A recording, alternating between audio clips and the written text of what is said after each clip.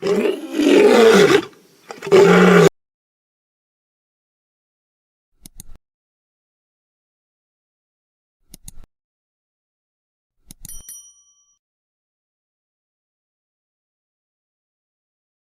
at the Metropolitan Museum of Art, and we're looking at a Congo nkisi figure from the Democratic Republic of Congo. So the Congo is in Central Africa. It was a large kingdom that was founded in the 14th century and over the centuries eventually colonized by Belgium. When the Portuguese, who arrived in Africa in the late 15th century, saw these figures, nkisi, and also brought missionaries to Christianize the people of the Congo, they asked that these figures be burned. The term nkisi refers to a spirit, but more specifically medicine. And when I say medicine, I don't mean an aspirin. I mean the herbs and supplements that a healer would use to help someone on a physical, but also on a spiritual, mental, and emotional level. The nganga is the ritual specialist among the Congo in this period of time, around the 19th century, who would use nkisi figures to help his clients. So the nganga would ask a sculptor to carve this, and then the nganga would use it over the course of a considerable amount of time, and over that time this figure would accrue everything that we see on it. And all of this material is covering its abdomen, where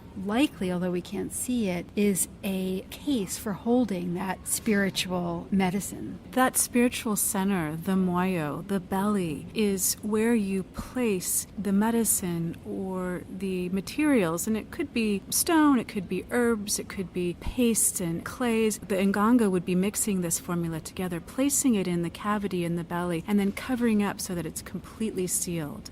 So the nganga would use this figure in several different ways. He could use it to heal a client who came to him, but he could also use it to record agreements and contracts, and also could activate it to go after evildoers. As a witness, the nkisi really is there to honor contracts and agreements and oaths that are taken, and the nganga might take a strip of cloth and literally tie and bind that agreement together. So each one of those knots that we're seeing is likely that. And in order for the nkisi to do your bidding, that is to go after someone who broke an oath or did you wrong, you might use dog's teeth or elements of birds. And we see a sharp object that looks like it belonged to an animal, a bird or a dog, that could do harm. In order to activate this nkisi, because really it's just a piece of wood until it's activated with a spirit, the nganga would hammer nails into its skin, thereby calling attention to the nkisi to come and do its bidding.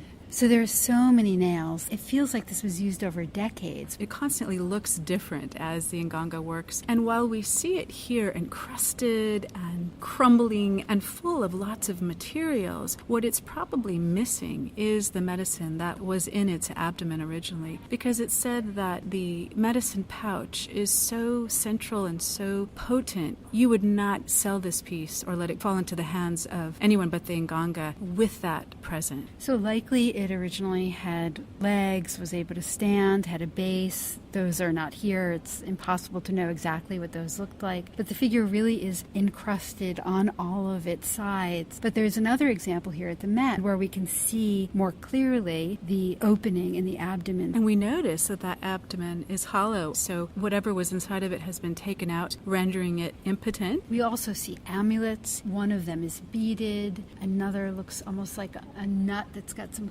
carving on the outside. Seed pods, pieces of animal, carved figures, and the carved figures actually have something inside of their bellies. And we seem to have two interlocking crocodiles. We also have a bell on the side, which is similar to the nails in that it can be rung to bring the nkisi spirit into this figure. And the nkisi would have been housed in the nganga's home, in his shrine. If I was a client, I would bring money or something to trade to the nganga who would do this work for me, either mark a contract or an agreement of some kind or right some sort of wrong for me. And so the nganga also has to remember what each one of these nails and knots were for. The nkisi then becomes a wonderful historic social document of a group of people who sought out help from their ritual specialist.